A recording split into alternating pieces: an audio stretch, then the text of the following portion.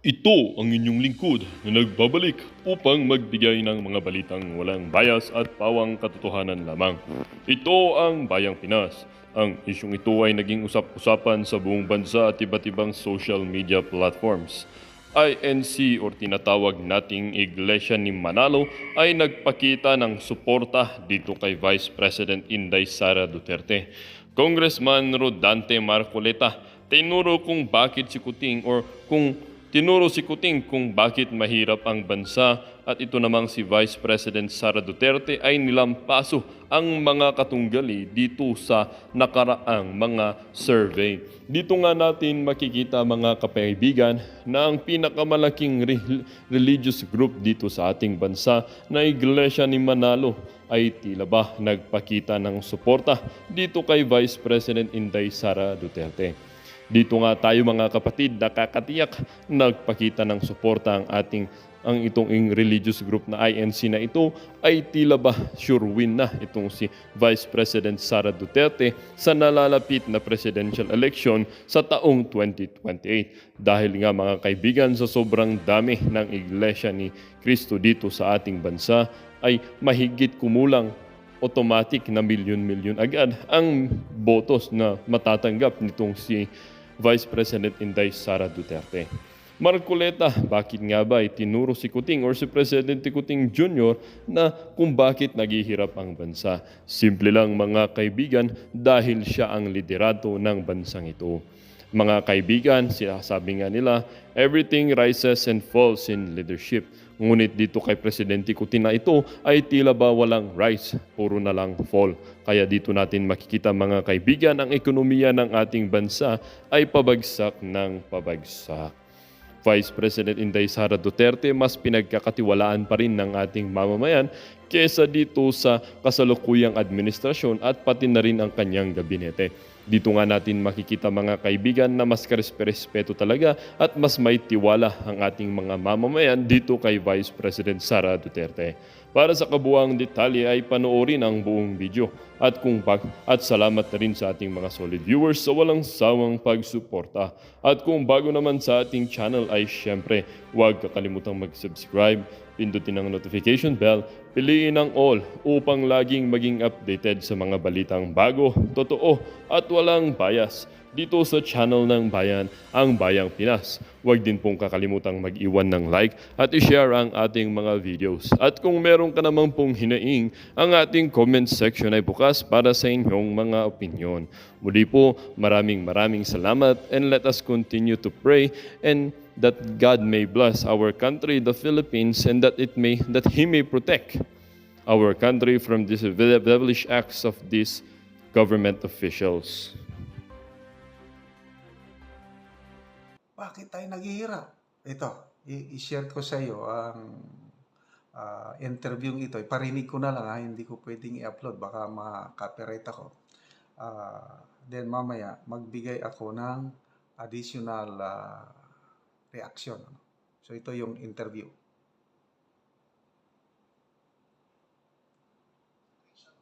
Ginawa yan for the safety ng may-ari ng SIM card. Pero nung lumabas yung batas na yan po, lalong dumami yung mga scammer. Ba't nagkaganon? Ang issue yung pagpapatupad. Doon nagkakaroon ng problema. Tinanong din namin sa kanila yun. Pati nga kayong DICT, dapat kayo nga yung pinakamagaling kasi kayo yung departamento, pati kayo nahahack. Ultimo DICT nahahack. Kaya nga, Paano sila mag-i-implement? dapat siya yung hacker dahil siya yung departamento na may kinalaman sa technology ito. Kapag ka ikaw mismo ay nahack, paano ay makakatira? Paano pupunta yung mamumuhunan dito, RDR? The worst airport in the world. Philippines. Ikaw ang traffic capital of the world. Philippines. Ikaw ang pinakamataas ang kuryente, kagaya na pinag-uusapan. Philippines pa rin yan. Pinakamahal ang internet at pinakamabagal. Philippines. Isip-isipin mo, magse-set up ka lang ng isang korporasyon, pati tanod pumipirma. Anong gagawin? Hindi ko mag-iisip kung paano natin talaga aayusin ang ating. Magsimula tayo sa mga tao ilulubog natin. Ilang milyon tayo ngayon? 115 million Filipinos. On the assumption that a family comprises 5 to 6 members, meron tayo ngayon 24 million families. If we are to elect 24 senators, so ang ratio for every 1 million families, isang senador dapat ang panggalingan. Tama. E paano sa isang pamilya mag-inahan? Yung pool ng pinagkukunan ng mga senador natin, halos halos 50 pamilya lang magmula noong 1950s. Sila-sila lang din, pabalik pa. Gusto ko ng pagbabago, RTR. Mag-aral ka ng bago. Tayo rin ang gumagawa ng sarili natin ikapaghihirap. Kasi tayo yung nagluluklok doon sa mga taong numero unong nagpapahirap sa atin. Maraming magagaling at mahuhusay at qualified na talagang nandyan para gumawa ng mga hakbang upang mapagaan at maibsan yung kahirapan ng maraming Pilipino, ng maraming kababayan. Maraming may gustong gumawa niyan. Ang kaso nga lang mga Pilipino, napakahilig natin sa sikat, hindi natin inaaral yung mga binoboto natin. Paano ang pamamaraan siguro para lalo pang maging matalino yung mga kababayan natin na bumoto? Mass education talaga. Ako'y naniniwala kapag naintindihan nila ang katungkulan ng binigyan mo ng kapangyarihan. Halimbawa, sa isang senador, meron akong nakikitang 4 na katungkulan nila. Ano-ano yun? Pangunahin na rito yung tinatawag na legislation. Ito yung paggawa ng batas. Kasing halaga yung pangalawa, ito yung oversight function. Yung oversight, kinakailangan i-monitor mo na yung ginawa mong batas ay natutupad sang ayon sa kanyang layunin. Ito yung nakakalimutan. Yung kuryente, sinasabi ko sa iyo, ang layunin niya, mababang kuryente. Nakalimutan. Walang nagmo-monitor. Bakit 23 years nang naandyan ang batas na yun? Bakit hanggang ngayon mataas pa rin ang kuryente? Natupad ba? Wala. Hindi naman kasi magte-trending yun. Mas inaatupag nila yung mga kung saan sisikat kasi botante habol nila. Kaya kailangan. Anyway, medyo mahaba yung interview. Ang vlog na ito, yung link, ilagay ko sa description box kung gusto yung panoorin, mga 20 minutes. Ang ganda ng paliwanag. I-summarize ko na lang. Yung sinasabi ni Kong Marcoleta is worst airport nandito sa atin. Worst traffic capital of the world tayo, napakataas na singil ng kuryente. Napakabagal na daloy ng internet. Yung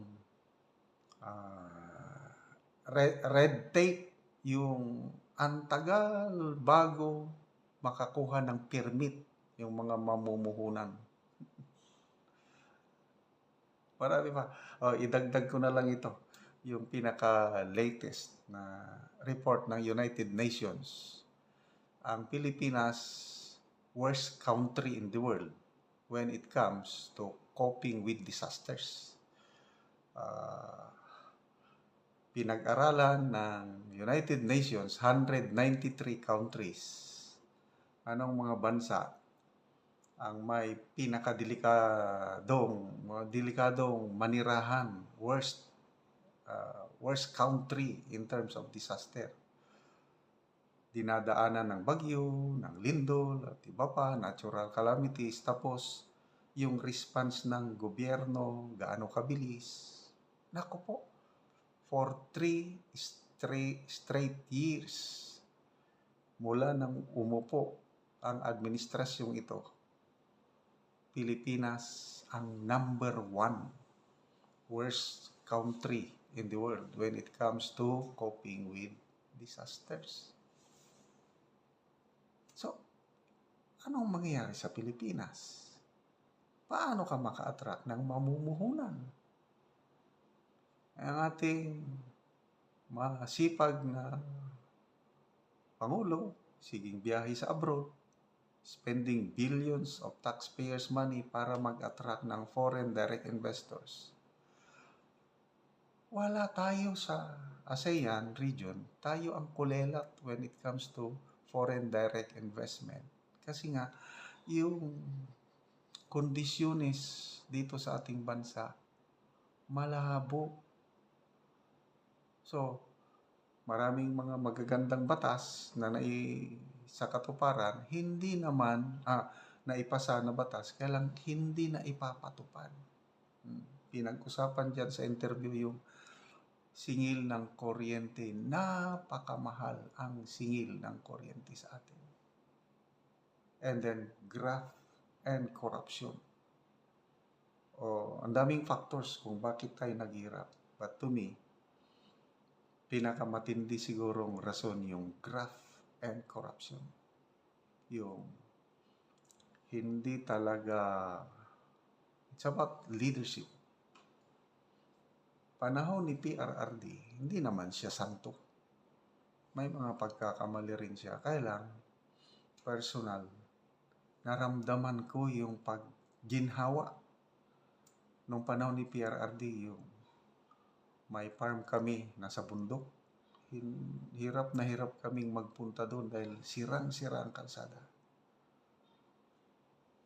Matagal ng farm namin yun, mga more than 20 years na namin nabili. It was only the time of PRRD na nalagyan ng simentadong kalsada. Bakit? Gusto niya eh. Gusto niyang magsilbi yung mga kontraktor na hindi nila ayusin yung paggawa ng kalsada o buildings na nako, hindi babayaran ng gobyerno. Ay di takot yung mga kontraktor. Ayusin nila yung project nila. Ito, latest ko lang nalaman na mayroon akong kaibigan na nagkwento sa akin. Nung panahon daw ni PRRD, dyan sa DPWH, hindi mo naman daw maiwasan. Meron talagang medyo may komisyon. Kaya lang mga 5% lang, pinakamalaki na yung 10% na yung pundo nababawasan ng 5 to 10% commission. Alam mo na. So, meron daw talaga. Hindi mo alam. But, this administration, sabi ng kaibigan ko, pag may nakuha ng pag-insure na ang isang kontraktor, automatic yung kontraktor magbigay ng 20% sa isang tao lang. Iba pa sa So, anong mapapala ngayon? Isang tao, 20% mawawala na dun sa pundo. Marami pang ibang hihingi. Kaya, ito na po yung sinasabi ni Mayor Benji Magalong na good governance. Labanan natin yan, i-expose natin yan kasi ang laking nawawala sa pera ng pundo ng taong bayan na pupunta sa corruption. Flood control projects. Pinagmamayabang 5,500 flood control projects natapos na after 2 days, binaha ang Metro Manila. Palpak. So, yun po ang mga rason kung bakit tayo naghihirap. It's all about leadership, yung puso na magsilbi, wala. Inuuna ang bulsa, inuuna ang sarili bago bayan. How I wish na babalik yung, kailan ba yun? Panahon ni President ng mga mambabatas sa Kongreso at panggigipit kay Sagip Party List Representative Rodante Marcoleta matapos nilang patahimikin, hinarang, tinanggal sa committee at pinigilang magsalita sa plenary debates ng proposed 6.3 trillion national budget para sa taong 2025. Ayon pa sa inilabas na pahayag online ng ilang mga miyembro ng Iglesia ni Cristo o INC, ay tila walang utang na loob ang Pangulo at ang kanyang administrasyon ngayon. INC po kami, hindi na kami nakapagtiis pa, kaya ngayon magsasalita na kami sa publiko. Sobra na talaga ang ginagawang panggigipit nila kay Kong Marcoleta. Hindi na talaga makatao ang ginagawa ng mga mambabatas, laro pa sa sikat ng araw na pera-pera na lang talaga lahat dyan sa Kongreso. Kung hindi ka nila kaalyado, ay babalikan ka talaga at iipitin ka para lang makuha ang gusto nila. Kaya ngayon, kaming mga taga-INC, ay tatandaan namin ang lahat na ginagawa ninyong mga kapulastugan dyan sa Kongreso. Hindi naman kayo dyan forever sa posisyon na yan. Kukupas din kayo dyan. Kaya maraming salamat ko, Marcoleta. Ikaw lang talaga ang nag-iisang may tapang na humarap sa mga buhayang galit sa pera at kapangyarihan. Kaming mga INC member ay tahimik lang at nagmamasirabi na talaga ang panggigipit nila kay Marcoleta dahil lang bang kinontra sila at di makaporma sa kanilang mga hearing dahil si Marcoleta lang ang nag-iisang congressman na may paninindigan at hindi nasisilaw sa pera. Wala na talaga to sa hulog si Tamba. Hindi pa nakontento sa pera, pinatalsik at tinanggal pa talaga si Kong Marcoleta sa committee. Iba na talaga tong kongreso. Pag hindi kaalyado, tanggal agad. Tatandaan namin lahat ng mga INC ang ginagawa niyong panggugupit at pagnanakaw ng pera ng taong bayan dyan sa kongreso. May hangganan din ang lahat ng yan. Unquote. Matatandaan ng 2016 ay binuhat siya ng Iglesia ni Cristo bilang Vice Presidente ni dating Pangulong Duterte, at maging itong nasabing 2022 election ay binuhat din siya ng Iglesia ni Cristo dahil nga number 1 sa mga iglesia ang nasabing unity o pagkakaisa na siyang naging plataforma naman ni Vice President Sara Duterte at ng Pangulong Marcos Jr. nung kasagsagan pa ng eleksyon 2022. Ayon pa sa marami sa ating mga kababayan at INC member na bakit tila binabastos umano ng Marcos administration at ng ilang mga mambabatas itong si Congressman Marcoleta. Ayon pa sa mga taga-INC at marami sa ating mga kababayan ay tila hindi ito katanggap-tanggap. Kaya naman ngayon, matapos ang panggigipit at pagtanggal nila kay Kong Marcoleta ay nagkasundo na ng lubusan at nag-usap pa at sabay humarap sa plenary debate ng Kongreso sina Congressman Rodante Marcoleta at Vice President Sara Duterte, dahil nga pareho sila ng pinaglalaban at para sa tama, di gaya di umano ng mga buayang mambabatas sa Kongreso na para lang sa pera ang pinaglalaban at ganit pa sa kapangyarihan. Kaya hindi naman mapigilan na magbigay ng kanilang hinaing at komento online ang well-known and veteran political commentator. Ayon pa sa kanilang post online, nagdrama pa talaga sila about transparency and accountability na kesyo kailangang tanungin si VP Naaalala mo ba ang panganib ng Okay. diabetes? Meron kaming simpleng at walang sakit na solusyon. drama pa talaga sila about Okay, so ako talagang saludo kay Congressman Marcoleta.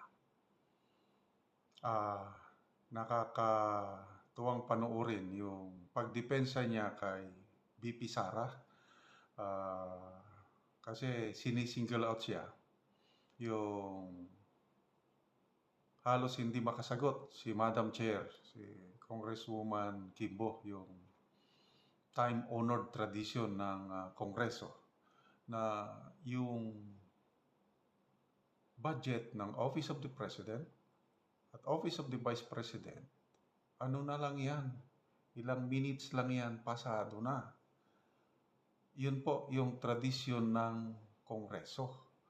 So, napakaganda yung interpellation ni Congressman Marcoleta na bakit pinapatagal, bakit hindi na ino-honor yung tradisyon na yun, bakit isinasalang sa hot chair, ang dami pang mga rikititos, ang daming tanong kay VP Sara sa budget na ano. Alam naman natin, klaro na gusto nila talagang ipin down si VP Sara. Yung tinatanong nila na confidential funds, 2022 pa yun. Hindi naman yung pinag-uusapan dahil 2025 budget yung ano, but these are all part of politics. At magpasalamat tayo at may Congressman Marcoleta na lumalaban para sa tama. So ito, yung pinaka-latest, yung plenary doon na sa 6.3 trillion budget na ipresenta, gustong magsalita si Kong Marcoleta, hindi pinagsalita. Pinigilan. So, walang nagawa ang nag-iisang congressman natin na may paninindigan, wala, napigilan. So, yun na po, nagre-react na ang mga members ng Iglesia ni Cristo. So, tandaan namin, no? Anyway, malapit na naman ang election at tingnan natin kung ano ang, kasi napakalaking bagay itong black voting ng Iglesia ni Cristo. Marami akong kaibigan na members ng Iglesia at sa aking pagtatanong-tanong sa kanila, ano ang endorse ng leadership ng Iglesia ni Cristo, lalo na sa national position, halos 99% sumusunod sila sa endorsement ng kanilang kasi nga yung ang sinasite nila doon yung unity ng church. Kaya mulat sa pula, alam ko, kahit panahon pa ni Marcos Sr., dala-dala na ng iglesia ang ang mga Marcoses. So, 2016, Vice Presidential Election, BBM, dinala ng iglesia. Itong 2022, dinala ulit ng iglesia. So, tingnan natin kung anong mangyayari. Nung kasagsagan pa yung issue ng charter change, nagsalita na rin ang iglesia na hindi sila pabor sa charter change. So, dahil sa resistance ng iba't ibang sectors ng society, Roman Catholic, mga Protestant, Evangelicals, ito na iglesia, and then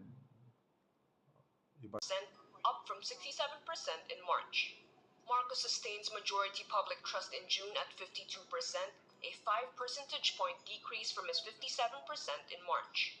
Meantime, distrust in Marcos jumps to 21% in June from 15% in March, a 6 percentage point difference. To the least trusted among top government officials, House Speaker Martin Romualdez's trust rating improved in June to 35% from 31% in March. His distrust score is statistically unchanged at 23% from 24%.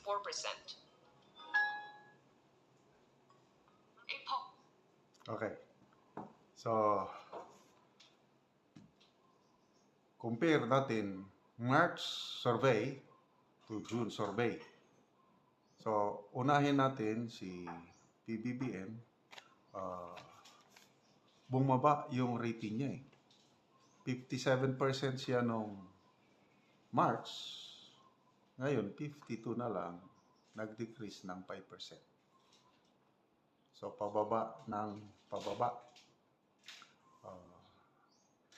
2 years ago, pag upo nila ni VP Sara, napakataas ang kanilang approval ratings. Although mas mataas si VP Sara, naka 80% something, si BBM 70 plus. So, mataas yun. Nagsimula sila sa napakagandang approval rating kasi marami ang naniwala na yung tandem nilang dalawa, ito yung bayan babangon muli. Kaya isa ako, maraming mga Pilipino na umasa ng administrasyong Marcos Jr. ang hinihintay na pag-asa ng mamamayang Pilipino. Kaya lang, sayang, after 2 years, ito na. Nagkawatak na ang unit team. Umalis na sa gabinete ang VP Sara. Ang dahilan, nagsalita na ang VP Sara dahil sa budget. Ginigipit ng Kongreso ang budget ng DepEd.